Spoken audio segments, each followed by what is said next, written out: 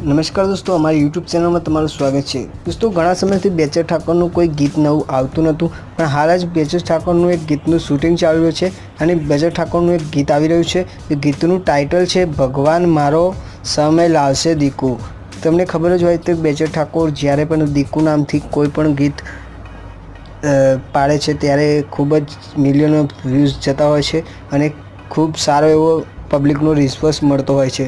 ત્યારે બેચર ઠાકોર ફરીથી આ એક સોંગ લઈને આવ્યા છે જેનું ટાઇટલ છે ભગવાન મારો સમય લાવશે દીકુ।